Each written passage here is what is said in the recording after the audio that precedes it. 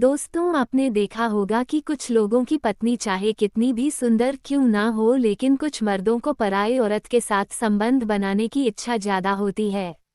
बात कड़वी है मगर सच है। लेकिन दोस्तों, आज हम आपको इस बारे में बताएंगे कि आखिर ऐसा क्यों होता, क्यों ज्यादातर पुरुषों को दूसरे की पत्नी ही पसंद आती है। अगर आप भी ऐसे ही पुरुषों में से हैं जिन्हें दूसरे की पत्नी ज्यादा अच्छी लगती है, तो आज की इस वीडियो को पूरा जरूर देख लेना। चलिए शुरू करते हैं।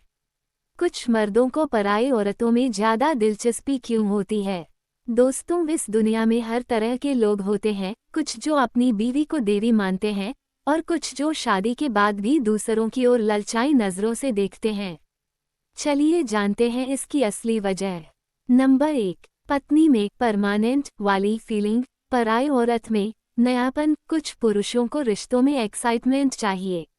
शादी के कुछ सालों बाद जब आई लव यू की जगह दूध ले आना और तुमने बल्ब क्यों नहीं बदला जैसे संवाद होने लगते हैं, तब उन्हें लगता है कि रोमांच खत्म हो गया है। पराई औरत में उन्हें नया आकर्षण दिखता है, भले ही वह सिर्फ भ्रम हो। सच पूछिए तो ये वही लोग होते हैं जो नए फोन के पीछे भागते रहते हैं, लेकिन जब पुराना फोन खराब होता है तब उसकी असली कीमत समझ में आती है। नंबर 2, घर की दाल में स्वाद नहीं, लेकिन होटल की हर डिश लाजवाब। यह मानसिकता बहुत से पुरुषों की होती है। घर की बनी सब्जी से ज्यादा उन्हें रेस्टोरेंट की तड़का लगी दाल भाती है, भले ही वह सेहत के लिए नुकसानदायक हो। इसी तरह भले ही उनकी पत्नी उन्हें प्यार से संभाल रही हो, लेकिन उन्हें लगता है कि बाहर की दुनिया ज्यादा मजेदार है।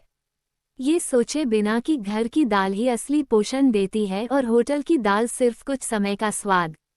नंबर 3, पत्नी तो है ही, लेकिन दूसरों के लिए मेरा आकर्षण क्यों न बना रहे। कुछ पुरुषों को खुद को डिमांड में रखने का बहुत शौक होता है।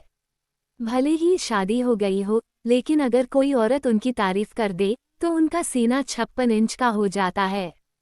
उनका तर्क बड़ा अजीब होता है, मैं शादीशुदा हूं, पर इसका मतलब ये तो नहीं कि मेरी मार्केट वैल्यू खत्म हो गई। लेकिन उन्हें ये समझ में नहीं आता कि यह मार्केट वैल्यू अक्सर घर की शांति को भंग कर देती है। नंबर 4, बीवी के तानों से बचने के लिए बाहर की तारीफों में मन लगाना। शादी के कुछ साल बाद बीवी को अपने पति की असली फितरत समझ में आने लगती है। वह कहती है, तुम पहले जैसे नहीं रहे, अब तो तुम बस ऑफिस और सोफे के बीच झूलते हो। अब बेचारा पति घर में जब ताने सुनता है और ऑफिस में वाह वाह होती है, तो उसका मन बाहर ज्यादा लगने लगता है। ये बिल्कुल वैसा ही है जैसे स्कूल में पढ़ाई से बचने के लिए बच्चे बाथरूम जाने का बहाना बनाते हैं। नंबर 5, जो चीज मुश्किल से मिले उसकी चाहत ज्यादा होती है। इंसान की आदत ही ऐसी है, जो चीज आसानी से मिल जाए उसकी कद्र कम करता है, लेकिन जो मुश्किल से हासिल हो उसकी चाहत बढ़ जाती है। पत्नी तो घर में है, हर सुख दुख में साथ देती है, लेकिन कुछ पुरुषों को वही चीज चाहिए जो उनके पास नहीं है। ये बिल्कुल वैसा ही है जैसे कपड़ों की अलमारी भरी हो, फिर भी कुछ पहनने को नहीं लगता। नंबर 6, दूसरी औरत सिर्फ मोहक दिखती है, लेकिन सच्चाई कुछ और होती है। बहुत से पुरुष ये भूल जाते हैं कि जो चीज दूर से आकर्षक लगती है वह पास जाकर वैसी नहीं होती। हर चमकने वाली चीज सोना नहीं होती। वो पराई औरत जो बहुत समझदार, हंसमुख और दिलचस्प लग रही थी, वह भी किसी की बीवी होगी, और शायद वह भी अपने पति को वैसे ही ताने देती होगी जैसे तुम्हारी पत्नी तुम्हें देती है।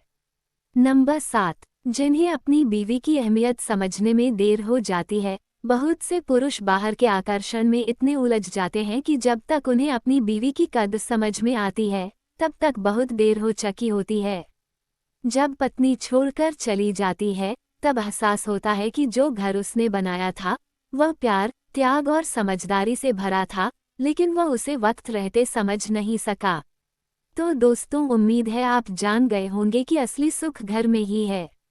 ये सच है कि इंसान स्वभाव से भटकाव वाला होता है, लेकिन जो लोग अपने रिश्तों की गहराई को समझते हैं वे कभी इधर उधर नहीं देखते। घर की बनी रोटी भले ही सिंपल लगे, लेकिन वही असली पेट भरती है। होटल की बिरयानी रोज खाओ तो सेहत खराब हो जाती है। तो जनाब, अगर आपके मन में कभी भी ऐसा ख्याल आए कि बाहर घास ज्यादा हरी है तो रुकिए और सोचिए, जो साथ निभा रही है उसकी कद्र करना ज़्यादा जरूरी है।